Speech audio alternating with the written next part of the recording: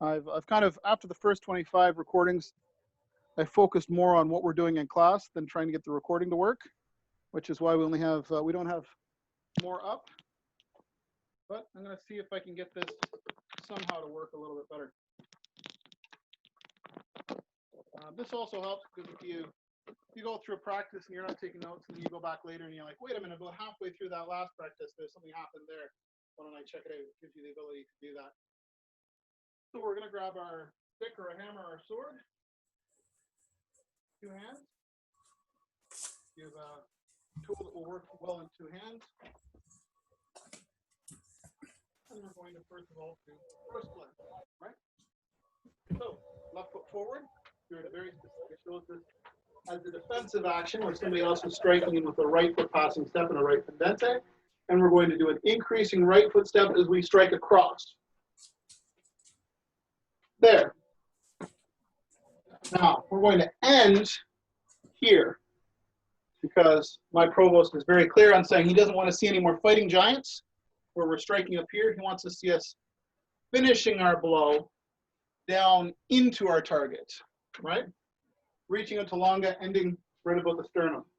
So we're striking there. Now, keep in mind as you're doing this, I would visualize you're striking my right shoulder, keeping in mind that the blade contact is going to take it into there, right? Let's do 5 of these.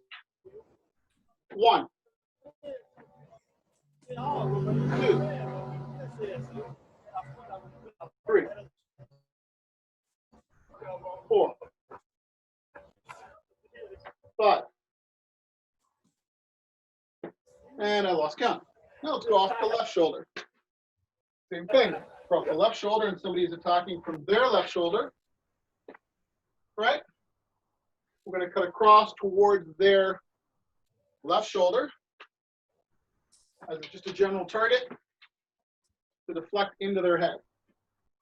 And an increasing right foot step in this case. So front foot forward on the defense, pendente, ending up, longa. 3, 4, 5. Now, switching back to left foot forward. The next one we talked about was trying to do first play, and they overcorrect across the line. They've essentially changed their attack into a beat, right? Or they panic, or they're just untutored and clumsy, whatever. We come in to take the line with an increasing left foot step. They take the point across the line. Our hands are going to go high. We're going to strike around the other side. Let's do this with a second increasing left foot step. So try to do the first play, second play. And essentially, we're striking wrist, arms, shoulder, head. Anything that's open. Your second left foot step, if it goes in, you're going to reach further. If it goes off, you're going to reach shallower, but you'll be away from the blade a bit more. We'll talk about the context of steps in another class. First play, fails, second play. Now, one thing to visualize, as I mentioned earlier, how far they take you offline and what part of the blade the engagement occurs will determine whether you have a tiny little correction and you're just coming off the blade and in there at tip, or whether if it's down towards the middle or even closer, you have to go up and then around. So you can vary that. You can have flick, you can have more of a wrist cut, more of an elbow cut, more of a shoulder cut, right? And that's where it gets to feel similar to peasant strike, where you're coming in, it's coming across, you're coming up, and you're cutting around. Now, let's do this 5 times. 1, 2,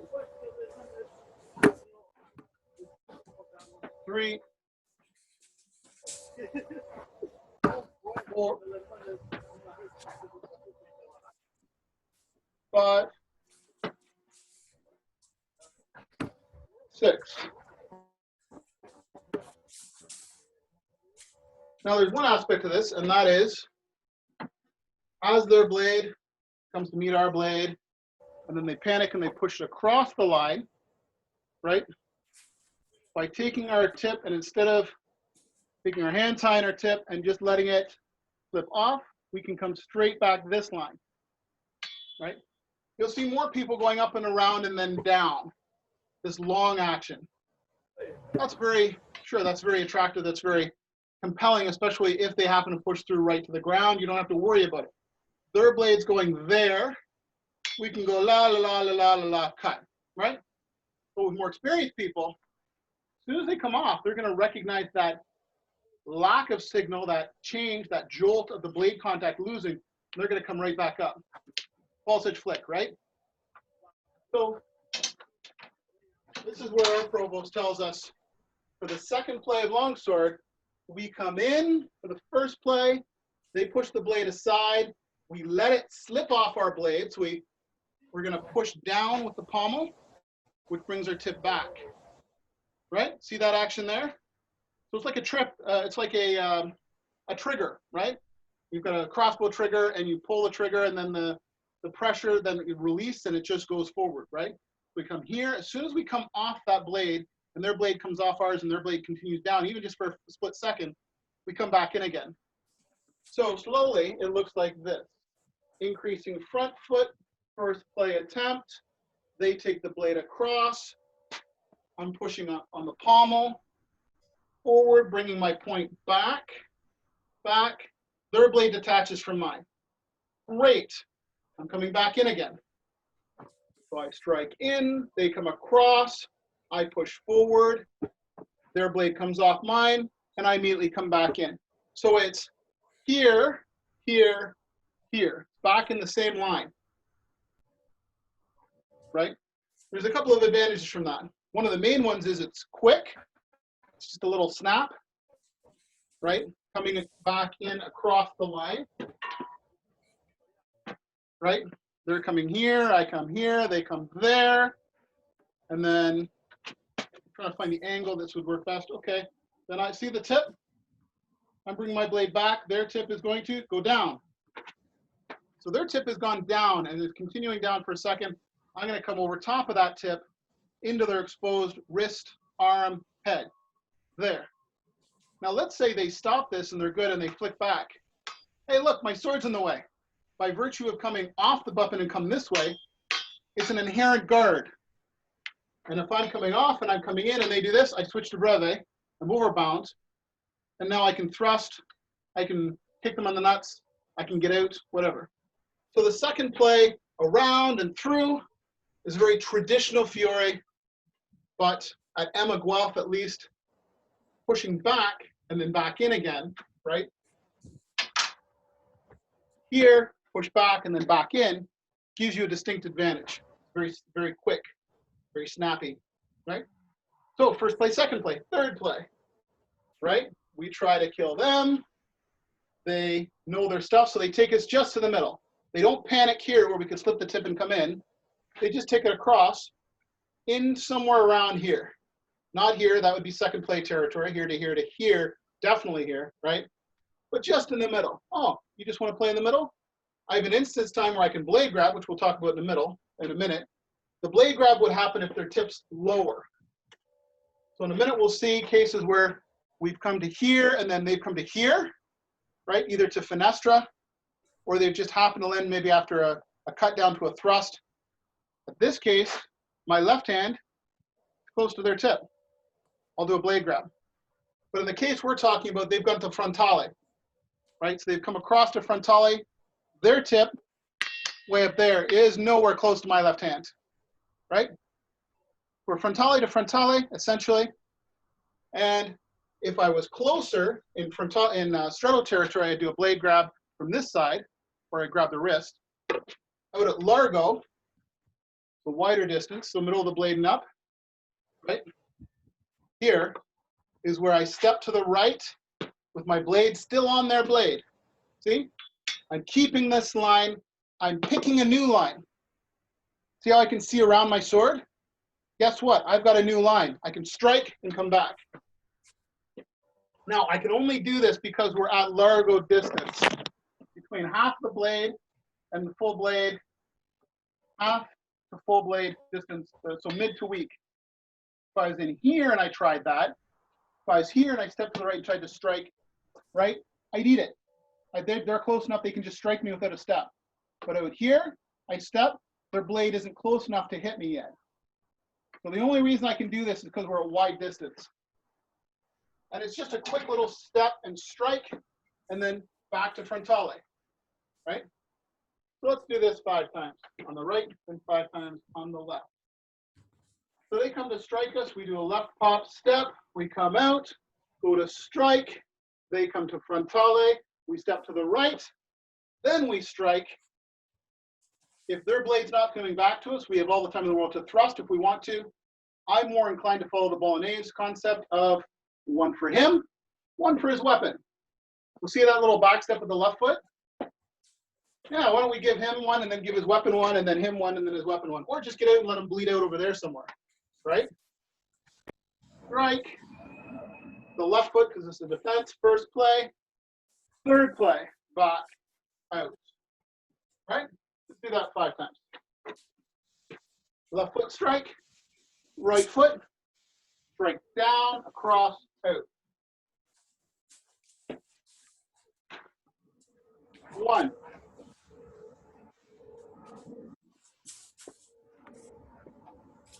2.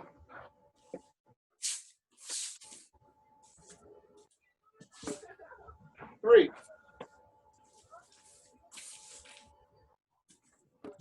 4.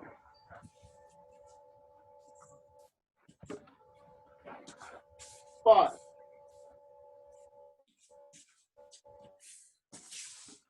6.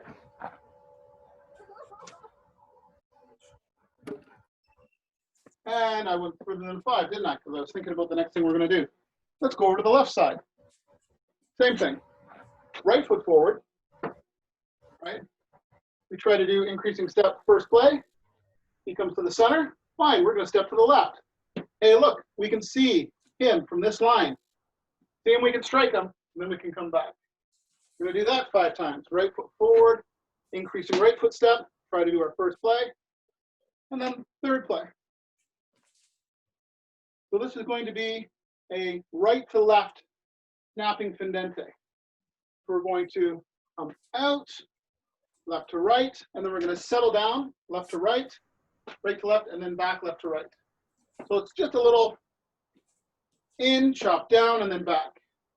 It almost feels like breve to breve transitions. But we're striking in and then coming back. 2 more. Strike, reaching out to get him. Striking in, coming back. Last one. Out, in, cross. All right, I'm going to come up to the microphone for a second.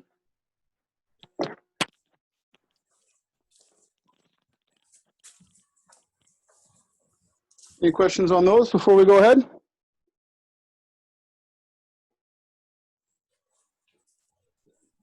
Yeah, no questions. Right, let's do the blade grab, then we're going to put on a shield or put something in our left hand. So I mentioned the blade grab earlier. You can do blade grab, you can do blade grab with kick. If their blade ends up, their blade tip ends up close to our strong, right? So the example before where they come to frontale and frontale, right? They're there, we're here, their tip is out there somewhere. That's going to be a long reach for my left hand off of my hilt to go up and grab that tip. Not going to happen, right? This is where I'm going to use my first play, second play, third play. Now, it slips down to here, or after the initial contact, I jam my right hand up in order to get the tip. Or they've struck a mezzani, and I've tried to beat it, or I've come across, we've ended up in frontale. Any of those scenarios where our hand is close to the tip of their blade after the bind. So not a moving blade. This isn't a beat and then he continues and I'm trying to grab the moving blade. No, that's fingers on the floor time. This is a bind, which brings everything to a bit of a grinding halt just for a second. Well, it feels like a second. It's probably 0.1 milliseconds. You've got a window of opportunity right where it stops to take your left hand off the hilt and put. So this is not a grab. Pierre Delberry actually shows it like this, almost like a palm hold, just like that. And you'd say, well, what good is that? What good is that? For an instant in time, you've replaced your sword pressure with your hand pressure, and you can kill him. And then you can come back and get out. Very similar to the third play, where you keep your sword there while you step. Now you have the opening. Now you can strike and come back. This is that with the hand replacing the sword. Blade put, strike him in the head, come back, out, right? So it looks like this. Left foot forward. He's trying to kill us. We're trying to kill him. We try to do first play with the left foot step.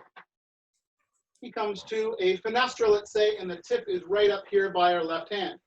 We could get that even better by jamming our hands up into that cross. So we're coming in, something's happening, we jam our hands high, and our left hand comes off to put. Congratulations, we can do a right foot step and a right cut to the face. The right true edge cut, back to the weapon, and we can get out while they bleed out. Right? Now, I use a traversing step.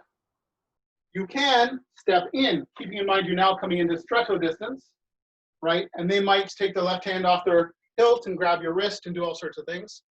Let's keep this a largo play, and we're going to do a traversing step with the follow-on action. We're just going to step close enough to be able to strike him and stay far enough away that after we strike him, we can use our weapon to get out and then exit, and he bleeds out.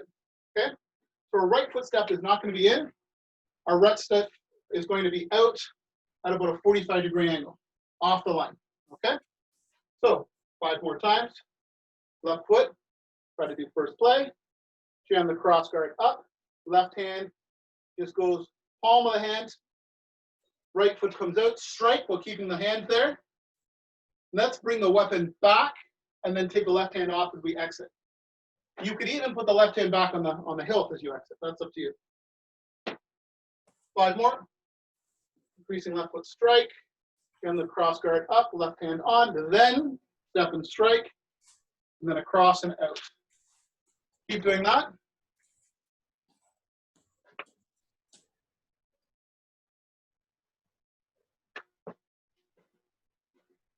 So left foot forward, in, up, left hand, strike, back, out. 3 more times. Left hand, up, out, back, out. 2 more. Strike, and the hilt up, left hand, strike, back, out. Last one. Left foot strike, left hand comes out, step, strike, out. Let's do this from the other side. Oh wait, we can't. Because once I go to the right side and I come across the line with an increasing right foot step, sure, technically I could do something like this and like this, but with the tip and in, it's incredibly awkward. So that might be why Fiore doesn't show that on the right. But he doesn't show the first, second, and third play, and they work perfectly fine, right? Now, as a side note, later on in the stretto section, you'll see people pushing the elbow and then cutting or thrusting, right? That's equivalent to the blade grab. You're just grabbing further down on the weapon, on the cross guard or the hand or the wrist. So I would say from the left, you can do a similar play if you can get closer to grab into the cross guard and the hilt, and then it becomes the elbow push, right? Elbow push pommel strike is what we're used to, but you can do elbow push thrust, you can do elbow push cut, right, etc. Let's put a weapon in our left hand. Shield, buckler, axe, dagger, stick, whatever you got. Let's try these plays for in one hand with the shield hanging off our left hand and just see how it works. Just for fun, right? Forward, left foot forward. Inanna, the right, we're going to do an increasing left foot step and come out for the first play.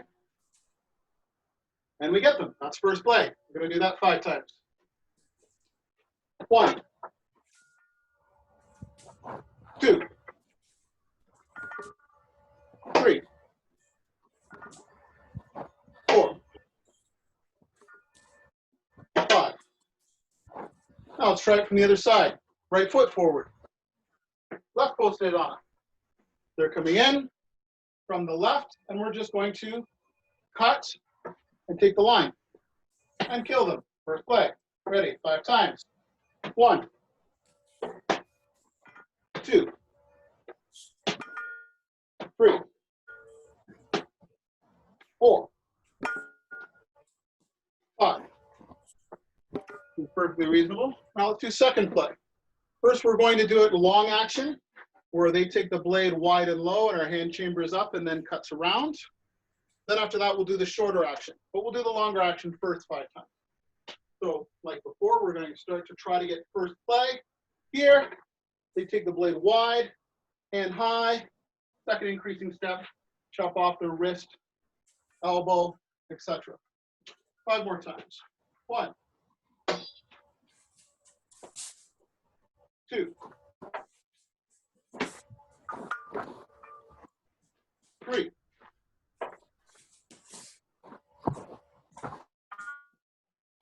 4,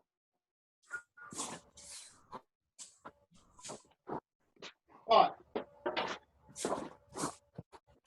Good. Now let's use the slip. We're going to strike in for first play.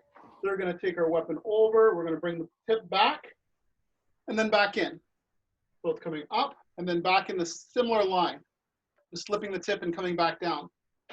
So instead of coming around to do a left to right fendente, we're going to slip the tip and continue right to left fendente down the same line. Okay? Let's do that 5 times. Come to your first play. They come back, slip the tip, in.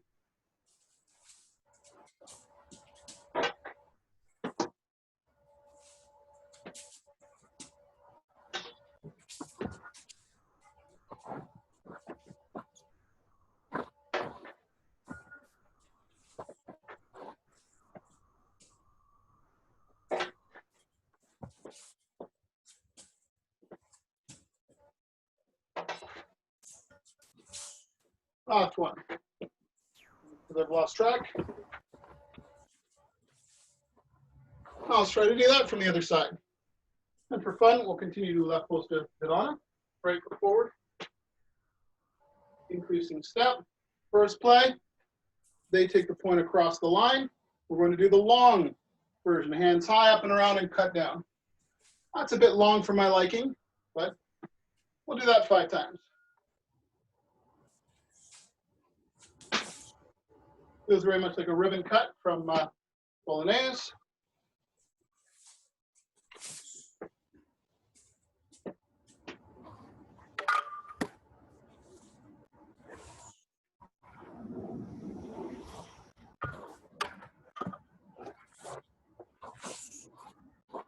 Last one. Now let's lift the tip. So we're going to come out for first play. They're going to take the point off line. We're going to just bring the tip back and come back in the same line. Again.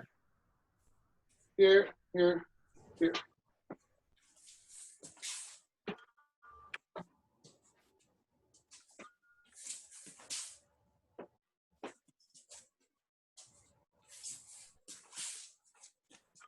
More.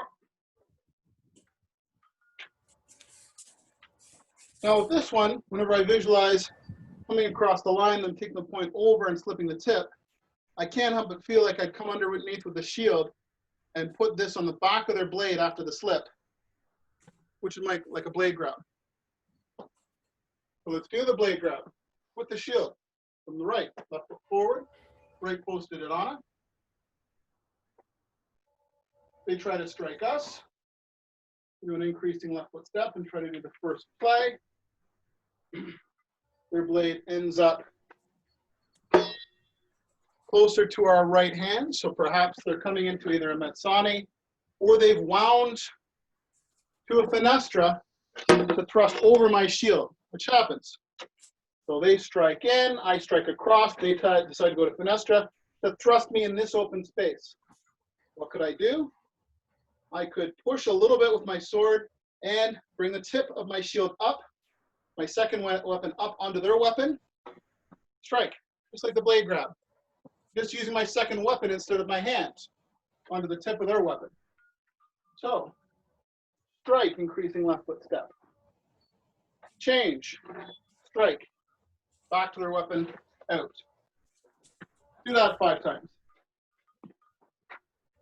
Increasing left foot step, change, strike, back, out.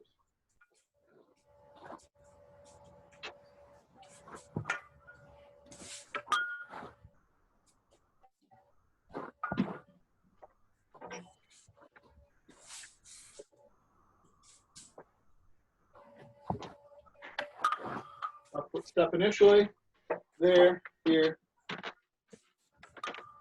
So it feels almost like third play, right? You're just using the shield, or you don't have a shield, a hand, or another weapon, in order to change. We see this happen in I-33 as well.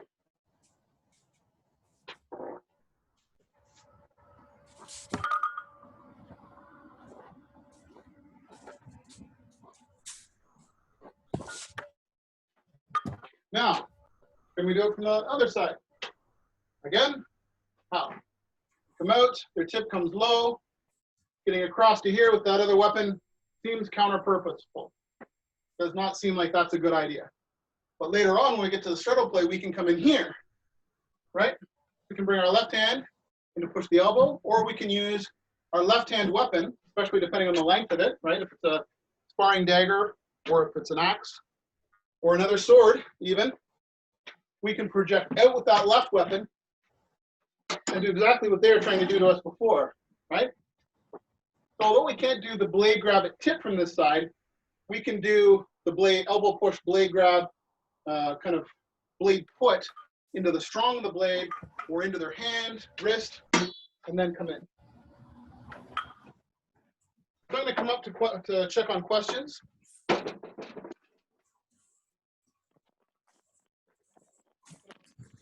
That's left on this session. Hello, Ryan. Any questions? I got none. Okay. Would you like to work for another 8 minutes? Yeah, sure. Anything specific you'd like to work on? No, not really. No. Just soaking it in. Let's do iron butterfly a little bit. Okay. All right. And then I mentioned iron butterfly practical applications earlier. So I'll just review that again. Yeah, sure.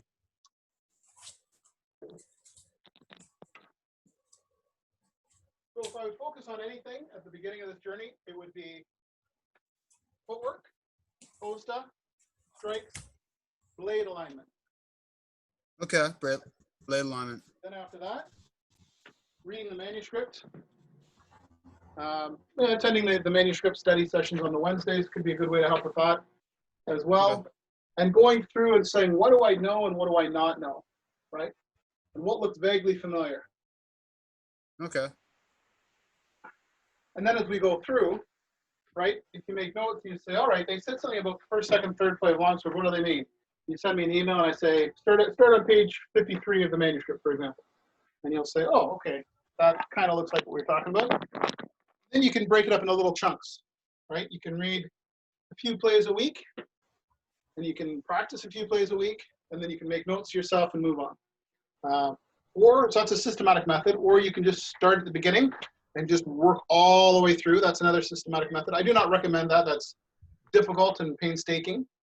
Or you can take the organic method, which is just sponge, just absorb. Just come to any practices, any manuscript study sessions, watch any videos, read, and just take it in. That works too. Each person has a different training style, so some people will find that to be more efficient than others, what have you. So in one hand or two, we're going to go through iron butterfly. I'll start one-handed, left posterior, right posterior, left foot forward. We're going to start with the true edge fendente with the right step. coming up to the left, fenestra, and then thrust without a step, and then cut with the step, up, around into right fenestra, reverse direction, false edge Shitani without a step, true edge Shitani with the step, up to left fenestra, right? And then turn over to left Didana, and down, and then boar's tooth, and then false edge without a step, true edge with a step, and then back to right Didana. Now going backwards, we're going to cut true edge with a step with a right foot passing back, and then around, up with a thrust, and then the left foot's going to step back, the true edge descending, and then around and up for the thrust, back around, false edge without the step, true edge with the right step going back, and then false edge Shitani, true edge right foot going back. So that's one version of it. There's another version that has a turning around in the middle. You kind of go forward a couple of times, turn around for a couple of times, and then turn back the other direction and go. Yeah, it's the transition is painful. I believe it's something like here, and then as you're going from here, in order to turn around, you have to do a tuta volta off the front foot. So then from here, we're going to do a false edge Shitani behind us, right? Here, here, and then here, true edge. And then you start the cycle again, right? And now I'm going to do another tuta voltas. I do a false edge to behind me again, true edge, right? And then false edge, true edge. Then I'm going to, from here, it's a right step around behind me again. So yeah, it's painful, right? It's the short answer. So we're just going to do this pattern. First, just with the sword in the right hand, then with the sword in the two hands. Then we'll look at a short version of it. Short cutting motion version. So again, right foot Didana, left foot forward. Pendente, thrust, pendente, thrust, reverse direction, Tani, Tani, Tani, Tani. And then from here, we're going to come to Didana, and we're stepping back with the right foot, cut, thrust, cut, the left foot going back, thrust, and then false edge, without a step, true edge with a step, false edge without a step, true edge with a step to get back. I'm going to do it with two hands on the weapon. Ready? On the weapon, and true edge, thrust, true edge, thrust, false edge, true edge, step, false edge, true edge, step. Now, going backwards, from here, we're going to do a true edge pendente with the left foot stepping back, up to the thrust, right foot stepping back, up to the thrust, false edge, true edge stepping back, false edge, true edge stepping back. Now let's do a shorter version of that. Let's do it with one hand first and then with two hands. What do I mean by a shorter version? I was talking about long compass. Here, that's a long compass cut. The longest possible action we can do. And then there's short compass, which is from here, if I did a short compass, that would be a short compass. A wrist cut, if you will, right? So what would that look like? Let's give it a try. Left foot forward. From the right, we're coming in with the right foot step. And we're going to wind to fenestra off the bind, thrust, assume they're going to take the blade aside, step and cut, wind, thrust, and then we're going to come underneath, false edge deflect, step, true edge, striking at their hands, false edge deflect, true edge at their hands. Okay, I'll try it with the two hands now. So that false edge off the bind doesn't seem very practical, does it? Come up here, and then we false edge, more of a beat, cross, and then cut underneath. Well, beat and then cut underneath. So let's do that as a false edge beat. Try it with both hands on the weapon. So from here, step, true edge pendente, wind, and let's do another increasing step to the thrust. They take the point aside, fine. We're going to step to the other side, strike, wind, increasing step. Oh, that makes sense to me, right? Yeah. We've done all that. That's fine. Now they take the blade down, right? And we're going to have to do a false edge, true edge, and then so false edge, true edge, so the right foot steps, and then false edge, true edge. So that section is less clear from the short section. I'm not sure what to say. So let's see, we've got a few minutes left. Oh, we only have 2 minutes left, so I'm going to come up to the camera. So, any questions, Ryan?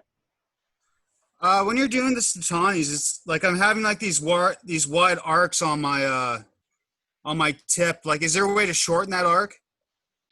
Not really for the false edge Shatani. So it's more apt to come from an initial defense where you're low already and you deflect, and then you do your true edge. So do you mean the first Sataani or the second Sataani? Well, it's from the first to the second, right? Like, Oh, the transition? when I come like this, like, it's kind of hard to make like that. You're just making this giant arc like that. So I'm going to start a new session because we're about to time out, and then I'll delve into that. Okay. Okay.